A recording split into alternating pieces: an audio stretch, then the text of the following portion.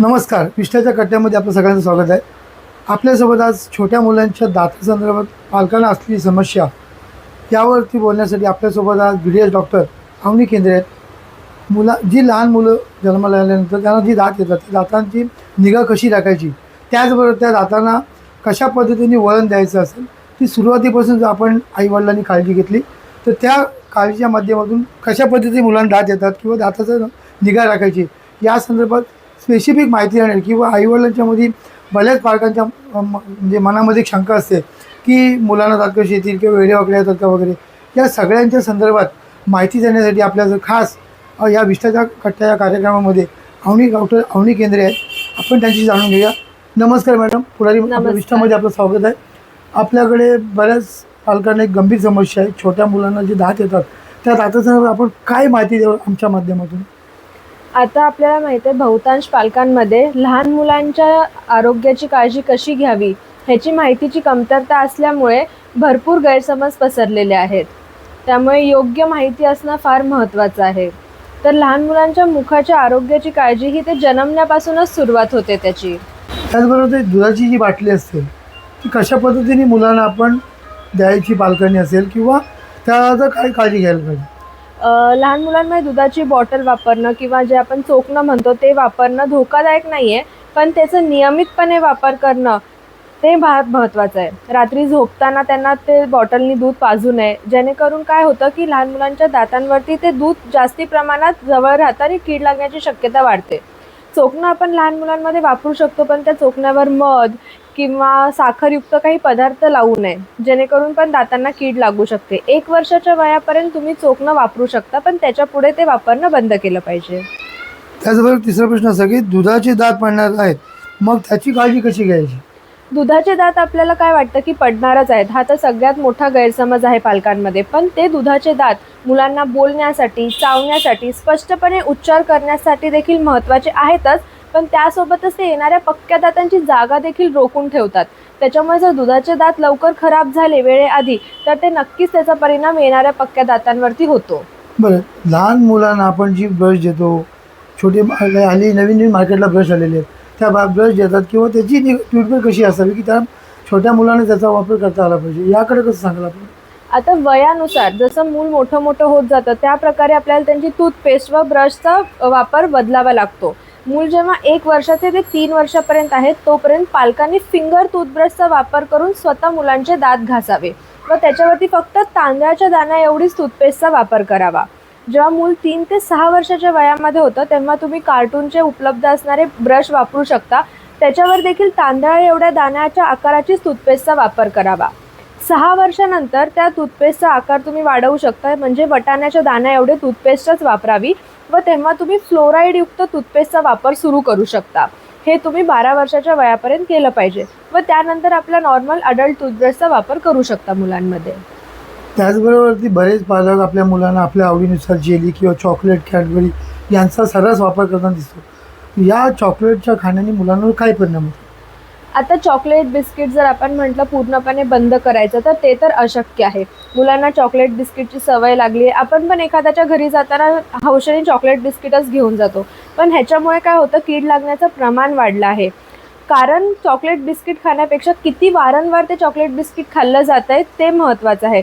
जर तुम्ही चॉकलेट बिस्किटचा आहार जेवणासोबतच दिला गेला तर मुलांना कीड लागण्याचं प्रमाण कमी होईल व त्याची जी फ्रिक्वेन्सी आहे ते कमी करूया आपण, जेणेकरून दातांना लागणारी कीडपासून आपण बचाव करू शकतो.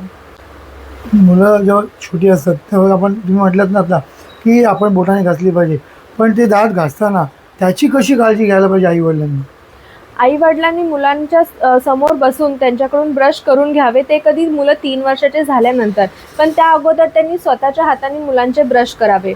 ब्रश जो आहे तो गोलाकारामध्ये फिरवावा, जेणेकरून मुलांच्या हिरड्यांना देखील इजा होणार नाही व सॉफ्ट टूथब्रशचा वापर करावा.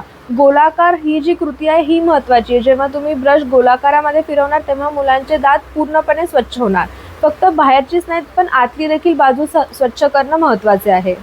त्याचबरोबर दाताविषयी अनेक समस्या असतात छोट्या मुलांमध्ये, आणि आईवडील दात दुखला मुलाचा की लगेच डेंटिस्टकडे घेऊन ते काढतात, आणि मग त्याच्यावर दात काढल्यानंतर त्या मुलांना होणारे परिणाम किंवा त्यांच्या डोळ्यावर होणारे आजार असं काय आहे का त्याच्यामध्ये? नाही, हा फार मोठा गैरसमज आहे की दात काढल्यानंतर मुलांच्या डोळ्यावरती वगैरे परिणाम होतो. तसं अजिबात होत नाही. कुठली पण जी ट्रीटमेंट आहे, दात तेव्हाच आपण काढतो जेव्हा तो खूप जास्ती खराब झालेला आहे. तर कुठलीच ट्रीटमेंट आपण अशी नाही देणार ज्याने दुसरा कुठला दुष्परिणाम होईल मुलांवरती. त्याच्यामुळे दात काढल्याने मुलांच्या डोळ्यावर काही परिणाम होत नाही. पण जेव्हा आपण लहान मुलांचा दुधाचा दात वेळेआधी काढतो, तर त्याच्यामुळे काय होतं, आजूबाजूचे दात त्या जागेमध्ये सरकतात व खालून येणाऱ्या पक्क्या दाताला जागा भेटत नाही आणि दात वेडेवाकडे होतात. त्याच्यामुळे दात काढल्यानंतर तिथे क्लिप बसवणं फार महत्त्वाचं आहे.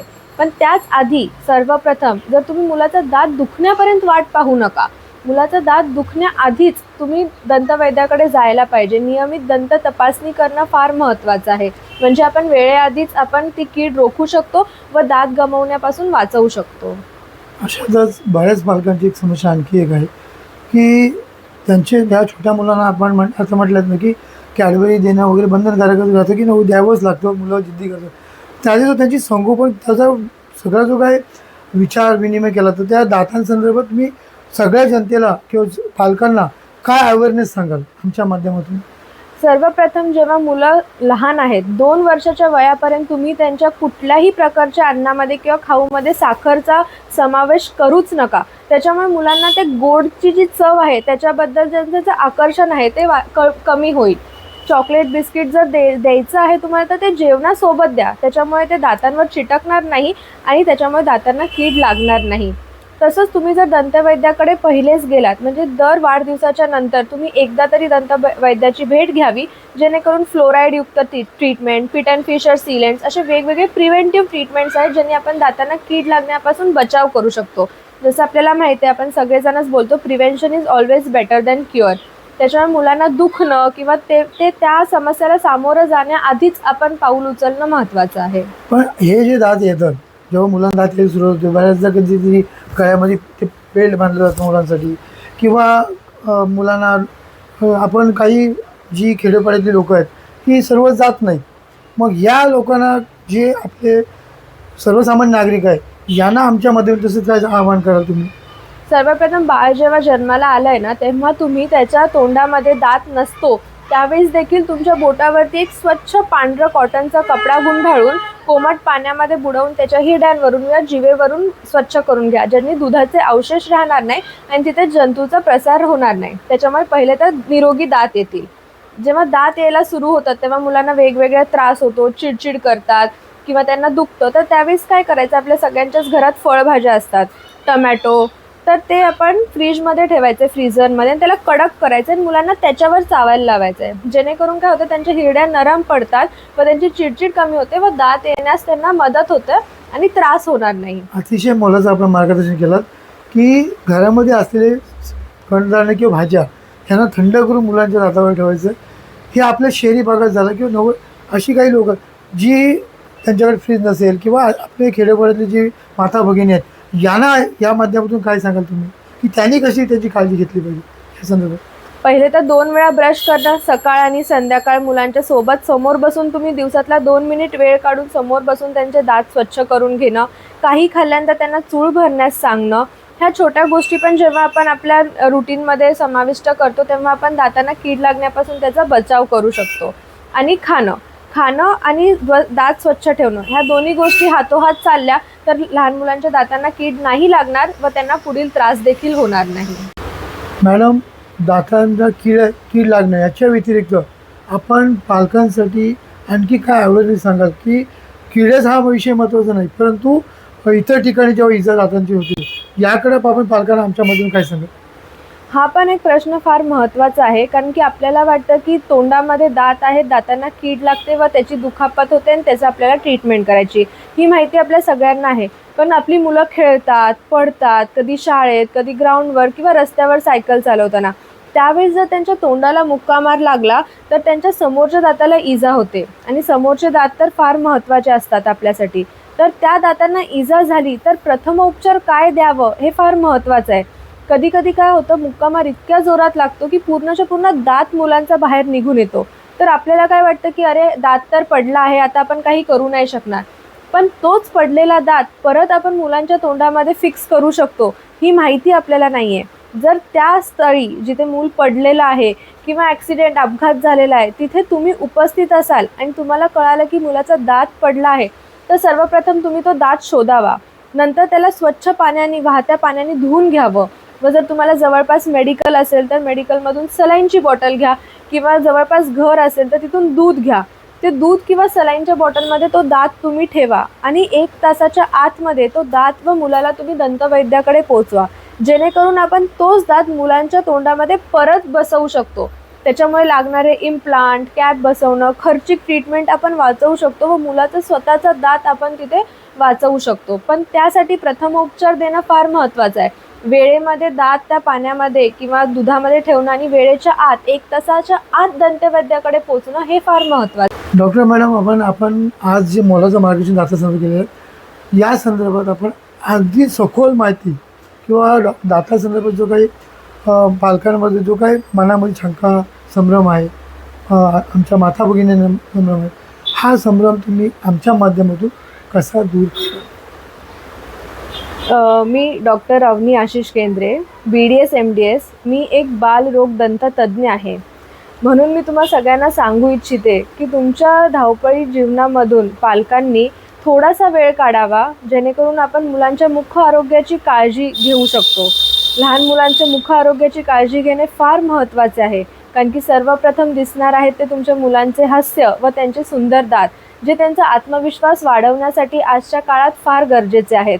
तर त्यांना निरोगी हास्य देण्यासाठी व त्यांना निरोगी जीवन भविष्य देण्यासाठी आपण पालकांनी त्यासाठी मेहनत घेणं गरजेचं आहे व दिवसातून थोडा वेळ काढून 2 वेळा ब्रश करणं, त्यांच्या खाऊकडे लक्ष देणं व नियमितपणे त्यांना वारंवार सांगत राहणं ही आपली जबाबदारी आहे. म्हणूनच छोट्या सवयी पण त्याचा परिणाम मोठा. म्हणून मी तुम्हाला सगळ्यांना आव्हान करू इच्छिते की आज आपण ज्या गोष्टी आपल्याला माहिती झाल्या आहेत त्याचा आपण आपल्या जीवनामध्ये समावेश करावा व आपल्या मुलांना सपोर्ट करावं, आपल्या मुलांना चांगलं भविष्य द्यावं. धन्यवाद मॅडम. आपण या विष्ठाच्या माध्यमातून आपण आमच्या सर्व शहरी भागाच्या खेडोपाडी किंवा माता भगिनी यांची सविस्तर माहिती देत, त्यासाठी तुमचे पुन्हा एकदा मनापासून आभार. धन्यवाद. तुम्ही पाहत आहात विस्टा न्यूज मराठी.